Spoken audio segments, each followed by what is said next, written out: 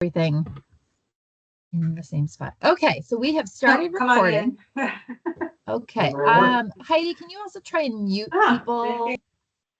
I got one, but if you could go ahead and mute people as needed, that would be helpful as well. Thank you. Holy moly. Okay. So welcome to our FY 2024 Continuum of Care competition meeting. This is meant to be a very high level overview. And now I'm echoing. Okay. Okay. Somebody is not muted and it's echoing my.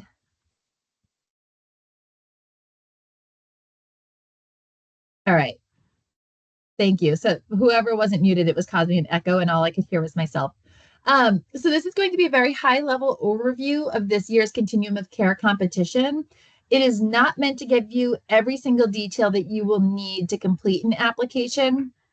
What we will do after this meeting is over is I will send an email with all of the attachments that you need that give you all of the details about the competition requirements, our documents for submitting applications, our timelines, our scoring tools, so you know how projects will be scored. There are a couple of policies and procedures that are associated with our Continuum of Care competition. All of that will go out later today, and you will have the opportunity to reach out with any questions. The Bureau of Housing Supports is the collaborative applicant for the balance of state, so we are the ones responsible for actually submitting this package to HUD.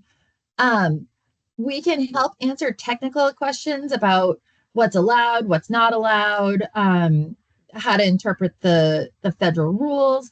What we can't do in the initial phase is help you with your specific project application.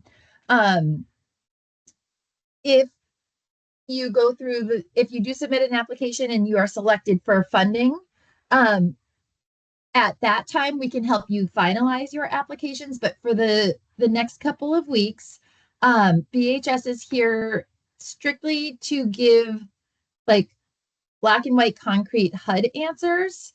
And then we will give you the tools that you need to move forward with your application. One last thing before I start sharing the PowerPoint that I created. HUD has not released our official numbers yet as far as what we're allowed to apply for. Every year they typically post on their website. I'm refreshing it now just to see if they happened to, and they didn't. They post our COC bonus funding amount and our domestic violence bonus funding amount. They have not done that yet. So as I go through this, I will share the approximate numbers. They should be fairly close to accurate, but right now they are still approximate. I went through the notice of funding and I followed the HUD math, doing the percentages of the different numbers. So I believe our numbers are close. Once HUD releases the official numbers, we will resend the information with the final numbers. The rest of the package of information will not change. So just wanted to give you that information before we start. And okay, now I'm going to share my screen and I am, okay. Can folks see the PowerPoint as a PowerPoint, or do you see the other screen? Can somebody come off mute because I can't see people anymore? In present mode. It looks good. Okay. And Melissa, if you can clarify, this is for the 26-28 NOFO, yes? No, it's for the fiscal year 24 NOFO, the year that we're in. Yeah. Thank you. So let me just clarify quickly. This is, most of you are currently operating in your FY 2023 funding cycle from NOFO. This funding is for FY 2024. We always apply the year before for your funding for next year. So some of you may have projects currently going that started July 1st of this year and end June 30th. We are applying for the funding for next July 1st, 2024. Okay. I'm going to jump right in. I'm going to do the overview of the eligible projects for, or the projects that are eligible for funding in this year's competition.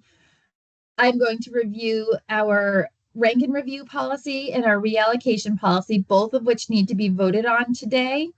And then Christy is going to cover HUD's priorities, which lead to our scoring tools. And I think that's it.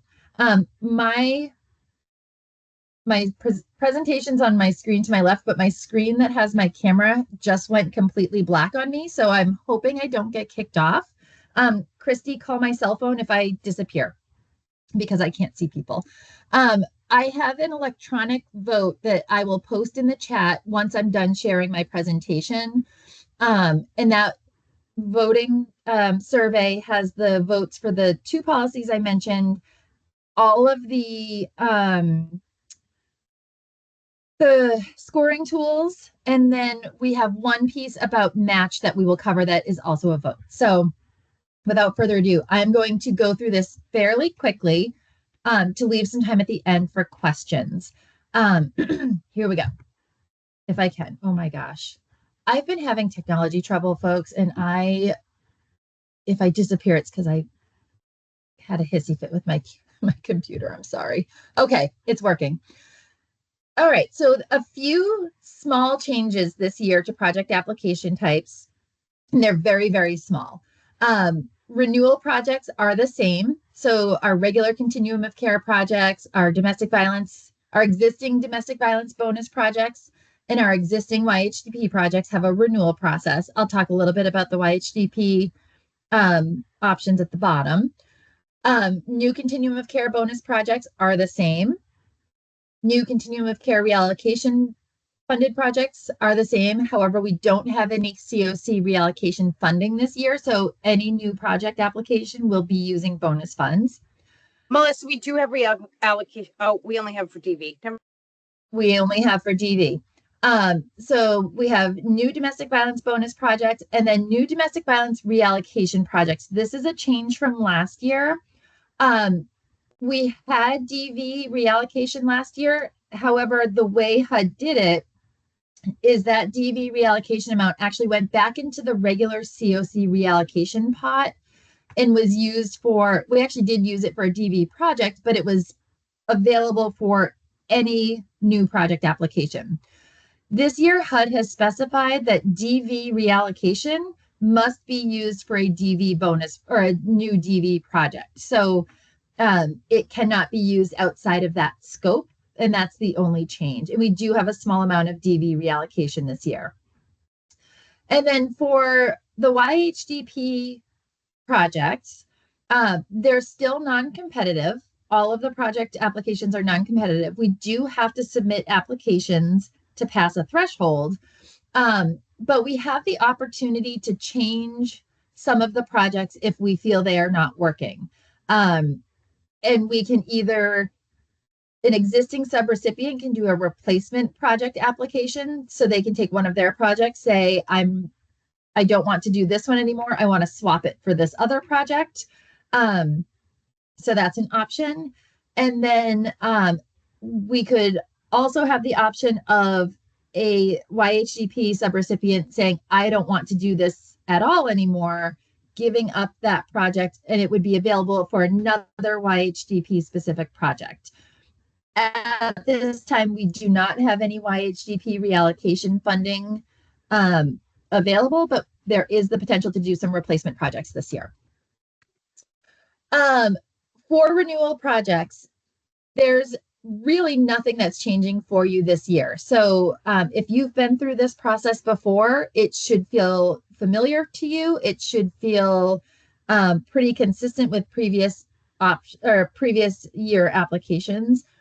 You do have the same options you had last year.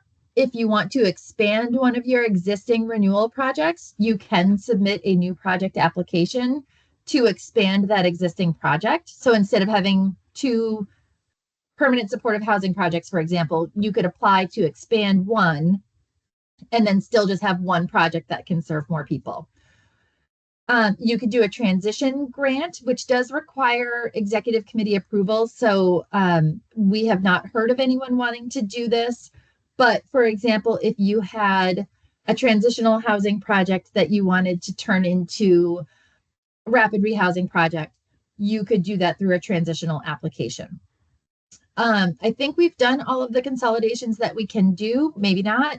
But we are allowed to consolidate renewal projects. So if you have 2 or more, but no more than 10 of the same type of project. So I'm not going to give examples because I'll mess it up, but they have to be the same type of project. So all permanent supportive housing, maybe all leasing, I don't know. Those can be consolidated into one grant instead of having multiple grants. I think we've done a lot of those over the years, but if anyone does have consolidation options left, that is allowed this year. Eligible populations are staying the same. All renewal projects can either be strictly chronically homeless or they can be dedicated plus. Christy, I did not add the dedicated plus criteria to this presentation. So if at the end, or if you can send it to me, I will send it out with all of our documentation. In a nutshell, it's like dedicated plus, I think, Christy, almost chronically homeless. It's pretty much the definition of chronic homelessness with a few exceptions. And I will send it out to Melissa. Yeah, we'll make sure you get that. So we still want to make sure that we're serving the most vulnerable people in our system. They still have to come through coordinated entry. However, if we don't have somebody who's chronically homeless, it gives us a little bit of flexibility. And then we have the final option of joint transitional and rapid rehousing projects. I don't believe we have any of those outside of the DV and YHDP space, but it would be an option for renewal.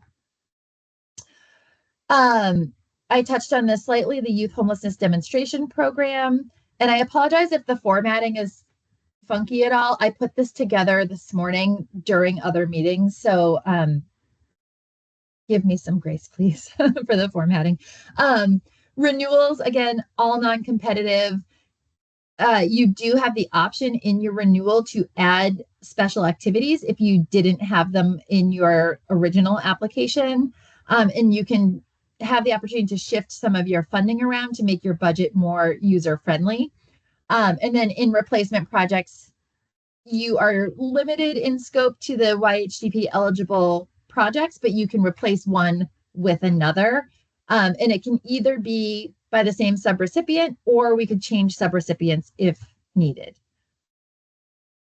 And then this is for COC specific new project applications, not our DV project applications. That's the next slide, I hope.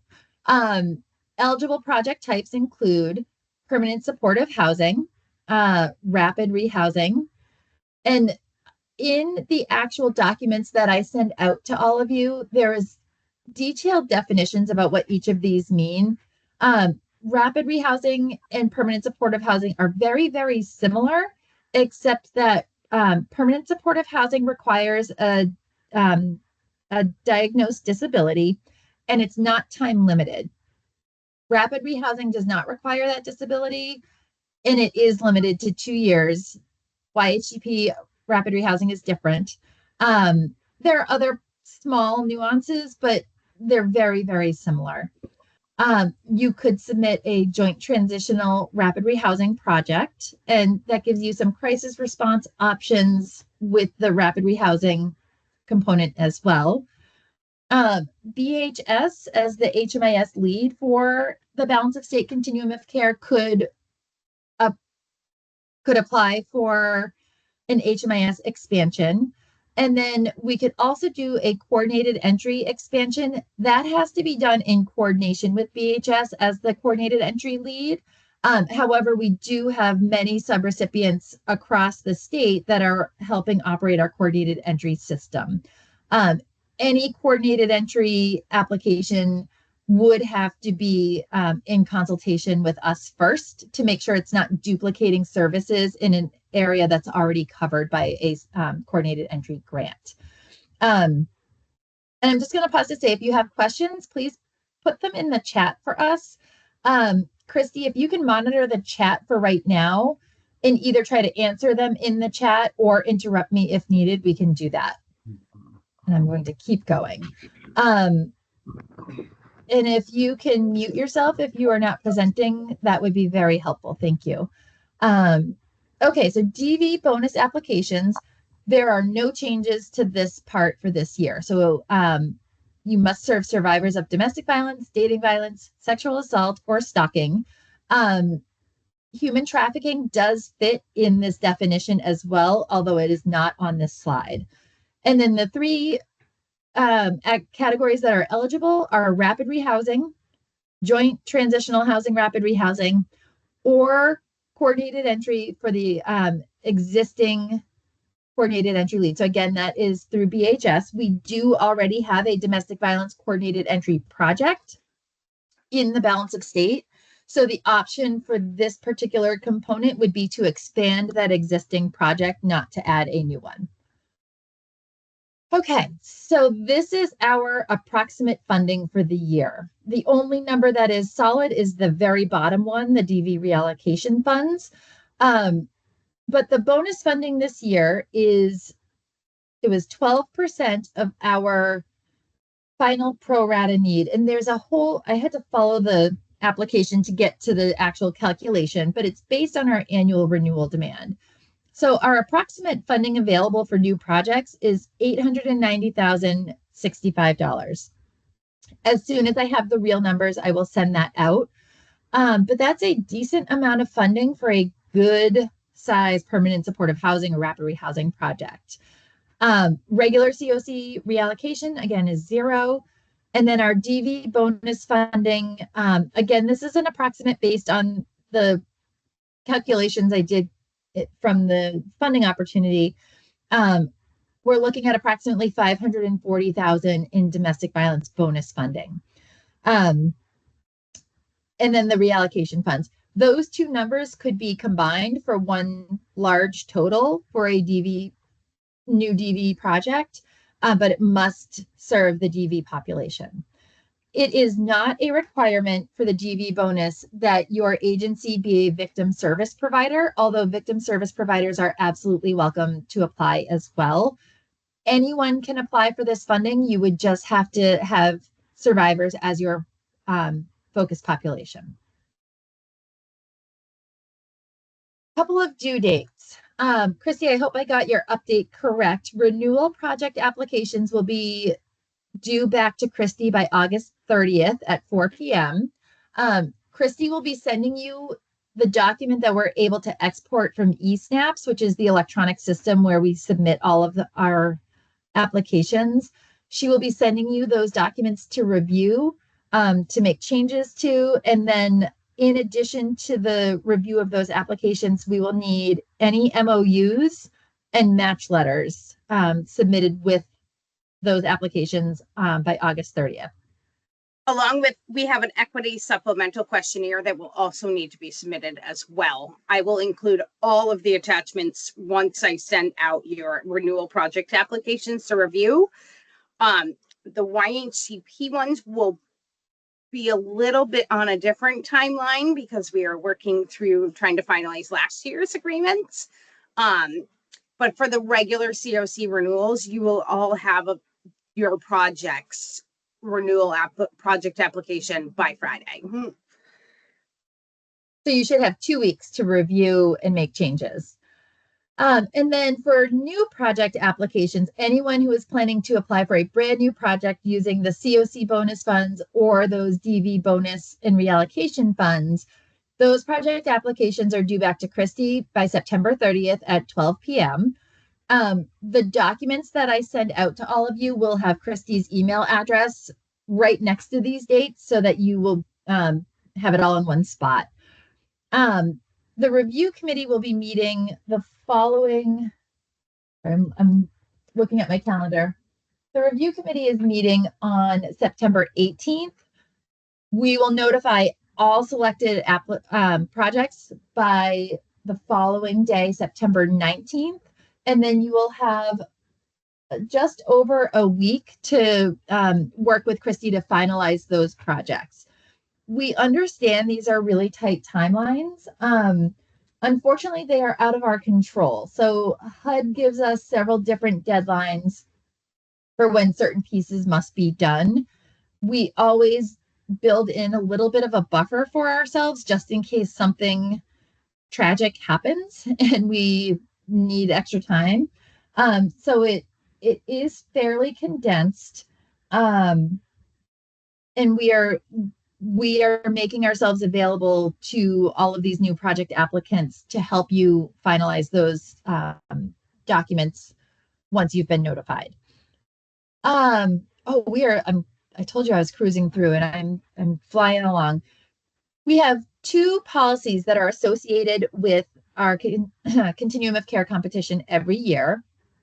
For those of you that have been involved with this process for quite some time, we are not making any proposed changes to our rank and review policy or our reallocation policy because they still meet the expectations of the NOFO. And I don't know if people can see me keep pointing over here, but my NOFO is in a giant binder right next to me. This comes with me everywhere these days. It was at baseball with me last night, so I could read it. So we compared the expectations and requirements from that to our policies, and they still meet all of the expectations and will get us full points in these categories. So what we're proposing, and there will be a vote that I will post shortly, is to keep it the same. So the new project review team will have at least 3 external reviewers. Christy and I facilitate the meeting, but we do not vote. So we're there just to answer technical questions. We're there to capture the notes. We're there to track the scores, but the review team members are the ones who actually provide the scores for all new project applications. At least one reviewer will be a person with lived experience who does not work for a homeless services agency. For YHDP specific review teams, at least one reviewer will be a member of the Youth Success Project. We don't have a YHDP specific review team because those are non-competitive. However, YSP will be, if Becca's on here, I just forgot to email you. I'm reaching out to YSP to ask if anyone would like to be part of our regular review team. HUD has identified some priorities in the NOFO for the review team to include folks who are part of overrepresented populations and to include folks with lived experience. I have 2 volunteers so far for our rank and review team, and both of them have lived experience, and one is a member of an overrepresented population. I need at least one more review member. I am reaching out to YSP, but we have 3 to 5. So if anyone else is working for an agency that's not submitting a new project application and would like to be part of the review team, please email me directly. And that covers the second bullet there, that reviewers may not work for an agency that is submitting an application. This is supposed to say for new project funding. Renewal funding is all based on concrete scores and concrete data. So it's not a subjective review. It's a very objective review. So I will fix this before I send it out. But if you're submitting a new project application, you cannot be on the review team. Look, I swapped it. If a potential reviewer's agency, it's okay. I'll fix it before I send it out. And then rank and review policy continued. Historically, we have voted to rank the projects in this order. So typically we do renewals in rank order. So it's all based on the scores that I mentioned. And then we include our HMIS and coordinated entry renewal projects fully funded in tier 1 because those 2 things are required by HUD to operate a continuum of care. And if we put them in tier 2 and they were cut, our system wouldn't be able to function. So historically, the COC has agreed to that, and we've built it into the policy. So it is part of this policy, which you will be voting on today. And then all of our new projects go underneath the renewal projects. And the intention there, or the sort of justification for that is if those projects do not get funded, they're not currently housing people, and we won't be creating homelessness for folks being served if a project doesn't get funded. And then DV bonus projects go at the bottom, not because we don't prioritize them, but because HUD does the DV bonus projects sort of in a separate space that we call hypothetical tier 3. If it was part of our other ranking, they remove it and then move things up anyway. So we just put them all at the bottom because they're reviewed separately on their own with their own pot of funding. And then the Continuum of Care Planning Grant is, and YHDP projects are included in the list, but at the bottom because they are non-competitively renewed and are not required to be ranked in the part that HUD actually might cut projects from. So when you see all of our stuff come out, it will have those things at the bottom. So that's your rank and review policy, the highlights of it. And as I said, there will be a vote coming soon. And then our final policy is the reallocation policy. HUD is increasing their focus on reallocating projects that are underperforming. And they want to see that the Continuum of Care has a process that is standard across the board for evaluating the performance of all of our projects.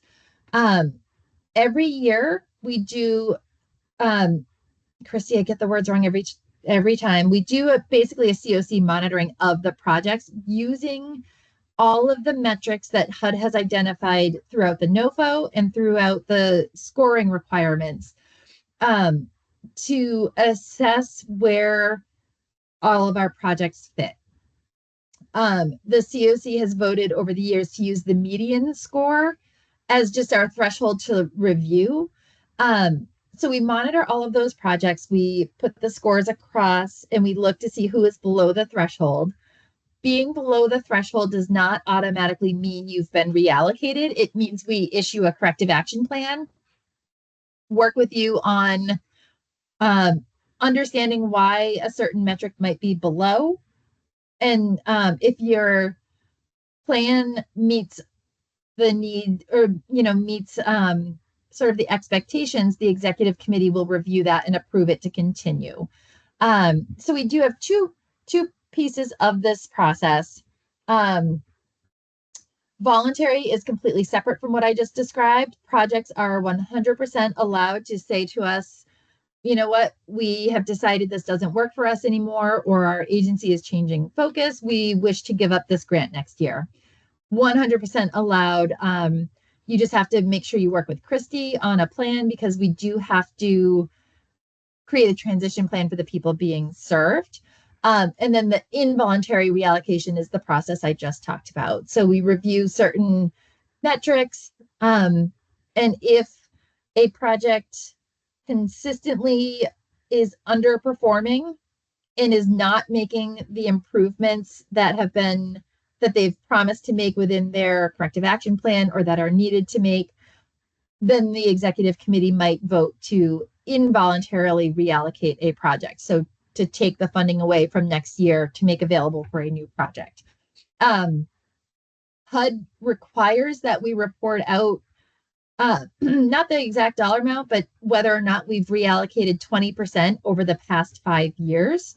Every year we have actually had quite a bit of reallocation funding and have exceeded that. This year we're like $1,000 over that threshold. So we've still reallocated 20% over the last 5 years, but only just barely. So in the next, in the coming years, we may be having harder conversations, although we do have the policy in place to meet part of HUD's expectations.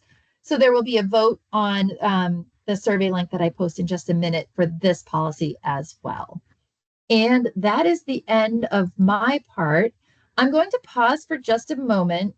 I don't know what is happening here. Am I not sharing my screen anymore? Because my screen just went black again. I can't see people, so if somebody could Correct, you are not sharing anymore. Thank you. I need a new computer, and Christy keeps telling me to put in my ticket for it, and I just haven't. So thank you for letting me know. I'm going to pause for questions on this section, and then I will turn it over to Christy to review the HUD priorities and the other documents that we will be voting on today. So any questions that haven't been addressed in the chat? I do have a quick question. What's the cycle here? Is it an annual cycle? And Oh, is it great question. subject to whatever HUD makes available? So historically it has been a 2-year cycle. This year is the first time HUD has made it. I mean, it's been a 1-year cycle. This year is the first time HUD is making it a 2-year cycle. Each award, so the full continuum of care application with all of our narratives and other requirements, that will happen every other year. The project application or the project funding will be based on the continuum of care score for this year. So if a project is funded this year, they are conditionally funded for next year as well. And then a renewal project application would have to be submitted in 2 years.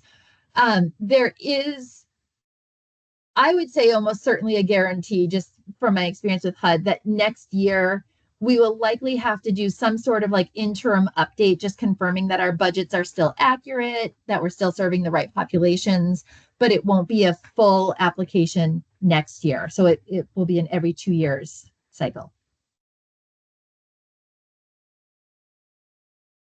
Anyone else? And this is absolutely not your last chance to ask a question. You will have all my contact info as well. So you can hold on to them, email me if you think of them. I'm going to turn it over to Christy just in the interest of time. Good morning, everyone. I am going to briefly run through the FY 2024 Continuum of Care program changes, strategic goals, and HUD priorities. Melissa has talked about a couple of these, but the first one is for all of you who are YHCP subrecipient agencies. Again, this year, you are able to select your previously approved YHCP activities in the application, and you can also request new special activities. I know that Heidi has been out there meeting with all of your agencies about last year's applications. We are hoping to get all that information in and do a huge update for those projects so that this year runs smoothly. Again, this year, HUD has included costs for the Violence Against Women Act. These costs are part of supportive services budget line item, and they help with the facilitation and coordination with the compliance with the emergency transfer plan. We will be sending this document out afterwards, but it can provide assistance for a participant who needs an emergency transfer from their unit, which includes travel costs, moving costs, security deposits, all sorts of things, so that we can ensure the safety of survivors. The VAWA cost line item also includes ensuring monitoring and evaluating compliance with the Violence Against Women Act, and any staff time associated with that. So that is also an option for all of your renewal and new projects this year, is to apply for this funding. The other cost that was available last year and is again available this year is rural costs. This is really to address barriers for families who are transitioning out of rural areas within our balance of state continuum of care, which is most of our geography. It can help pay for short-term emergency lodging, repairs to units, and also staff training. Again, I can't talk this morning. HUD continues to state, per the Violence Against Women Act in 2022, the qualifying criteria for homelessness for those who are fleeing or fleeing domestic violence includes experiencing trauma or lack of safety as well.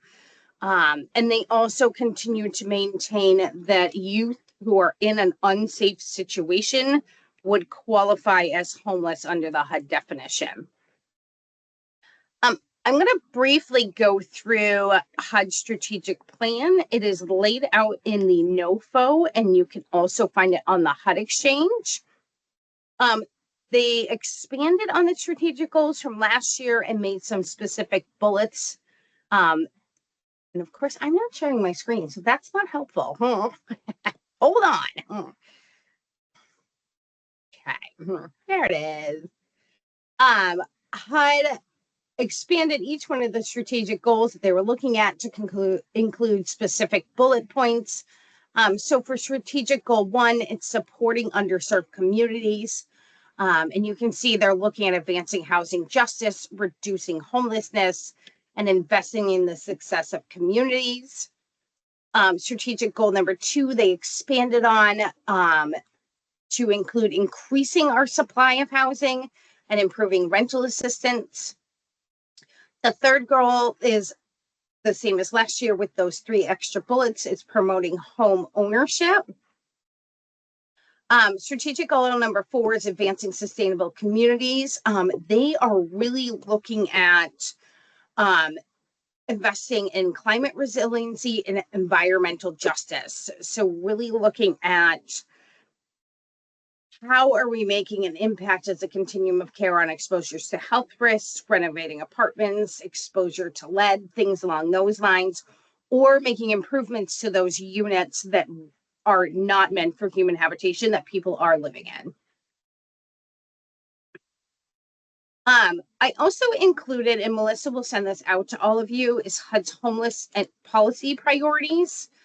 They are all the same as last year, except for they added number 9, which is building an effective workforce. For the last couple of years, HUD has always placed an emphasis on connecting people to workplace opportunities and employment and programs. They have included it in their policy priorities this year. But they also included not just connecting participants to workforce assistance, but also looking at our grants and acknowledging that the staff who are serving these grants, we frequently have a huge turnover within the COC projects because your supportive services budgets have not gone up in over 10 years.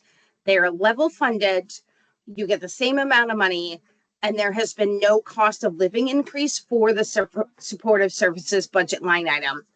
So my good news of the day is that HUD is making a cost of living adjustment to the supportive services budget line item. I don't know the formula or the math they're going to use, but they are going to be increasing your supportive services budgets based on cost of living adjustments. So that's exciting, and we'll find out once we actually get the awards next year what that cost of living is. And again, we'll share this out.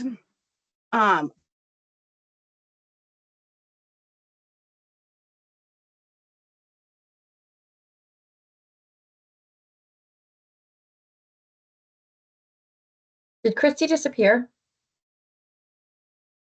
I think she did. Oh, Yeah, she's there she coming is. back. I'm back. Okay. I was like, I something think just went wrong. many of you who have been on teams with me, I often hit the leave button instead of the stop share button. They do it all the time. You think I would learn.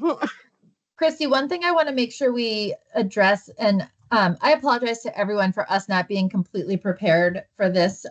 NOFO sort of snuck up on us, even though we'd been waiting anxiously for it. And there was a surprise NOFO on top of that.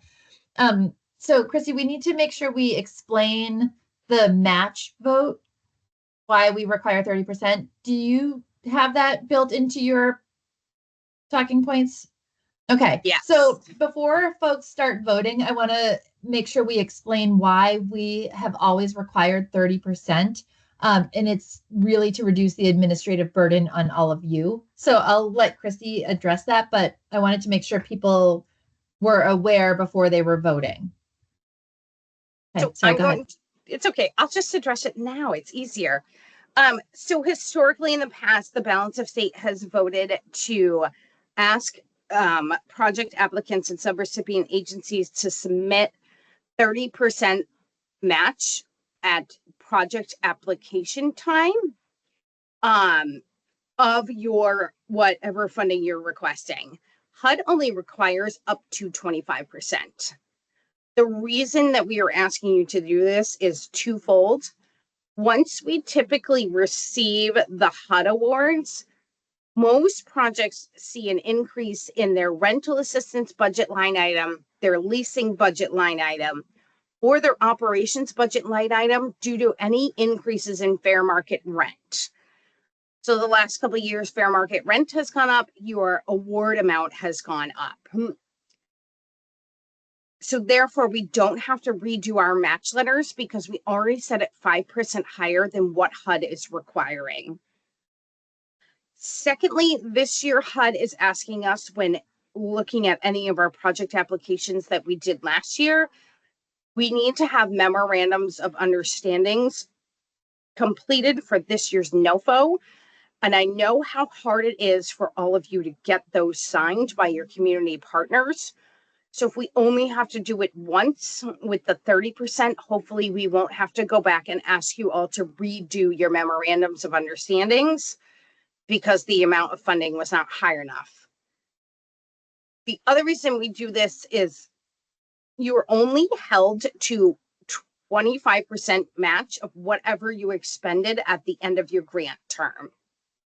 So if you expended $100,000 at the end of your grant term, your match is $25,000.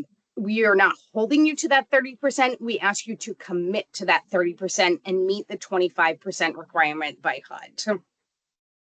And part of the reason we do this is because HUD will actually withhold the funding if we get to grant agreement time and we don't have that full 25% commitment in match letters. And then it does become a scramble of having to redo all of those letters, make sure you've increased the dollar amount, reattaching it, and it can delay awards by several weeks because nothing is ever quick with HUD. And so this just allows us to avoid that part. So once projects are funded and the grant agreements come out, you can start serving people right away instead of having to go back and redo the whole match process again. So I just wanted to make sure people understood that we're not asking you to overmatch. We're just asking you to plan ahead to account for HUD's unpredictability. Anyone have any questions about that? I know it's a little convoluted, but most of you had done this before with me. All right, so moving on so that we can look at the next things, I'm going to show you the 3 scoring tools for this year and tell you what has changed. I'm going to start with the scoring tool for any new supportive services only coordinated entry projects. The tool is the same as last year. We have our 7 threshold requirements, which are right here at the top. Christy, If there is a no, could you make that larger, perhaps? sure, let me try. That'd be great, thanks. We will send these out as well. How's that? Much better, thanks. Okay. So we have the first 7 threshold questions. If there is a no to any of them, the project does not meet threshold, and therefore it is not scored by the rank and review committee. Questions 8, 9, 10, 11, 12, 13, 14, 15, 16, 17, 18 did not change. These are all the same questions that were on the scoring tool as of last year. In regards to our equity factors, and you'll hear me say this about all of our scoring tools, last year there were 2 questions added to our equity supplemental questionnaire, which are questions 21. Oh, don't do that. Questions 21 and question 26. They were on the questionnaire last year, but agencies were not scored on them. We had given everyone kind of a heads up. This year, you can receive up to 1 point for each one of these questions that was added last year. And that was the only big changes to the coordinated entry scoring tool.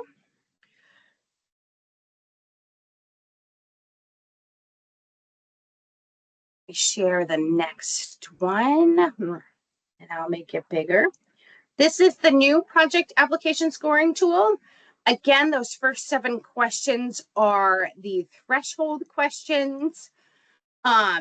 There were no changes to any of the questions of 8 through 17.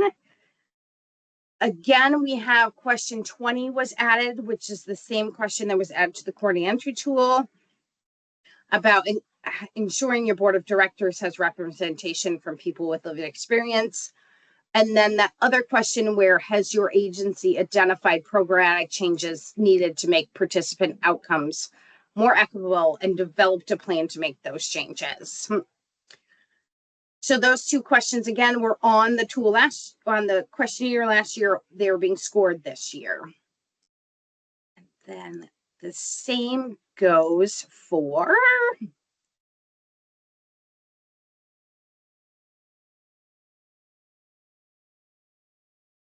the renewal project scoring tool. Again, nothing changed on it. We added those 2 questions and they're being scored per us letting you know last year.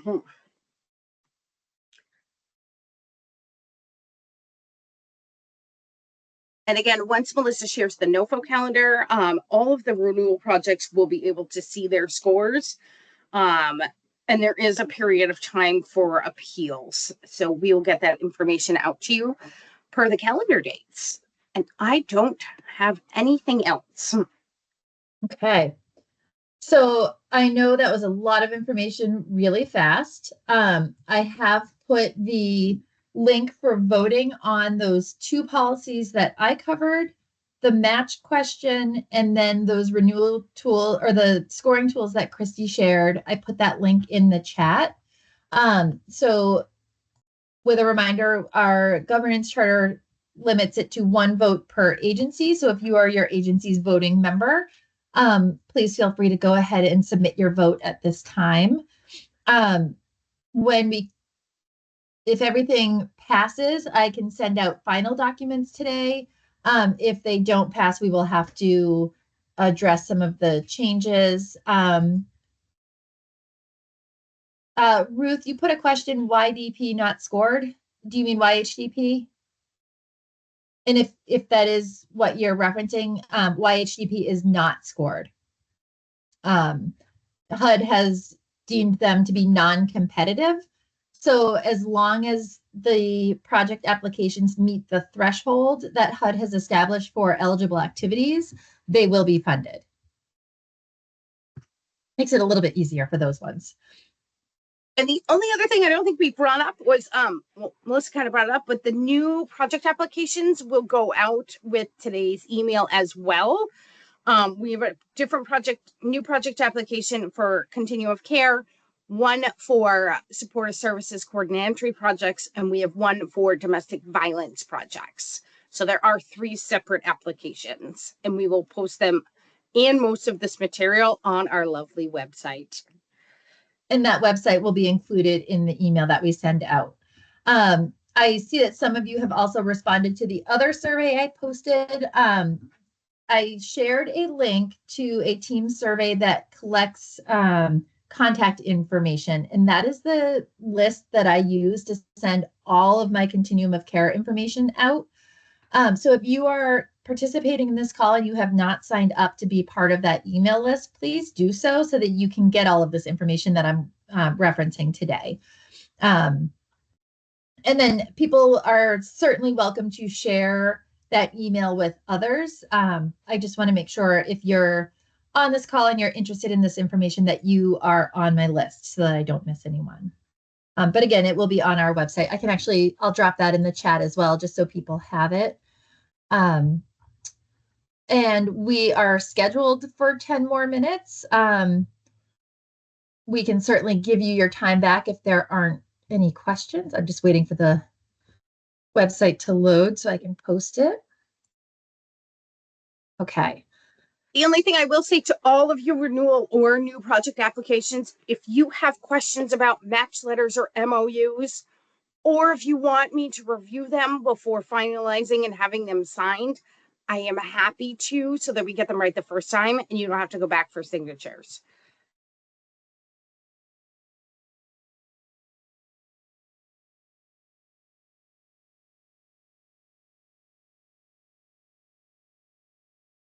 Sorry, I muted myself and then started talking.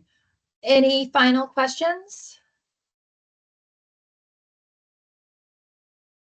Hearing none and seeing none in the chat. I'm going to just thank you all for coming, and I will get that information out today so that you have it and you can start thinking about your project applications. And we look forward to hearing from you all. Thank you. Bye, everyone.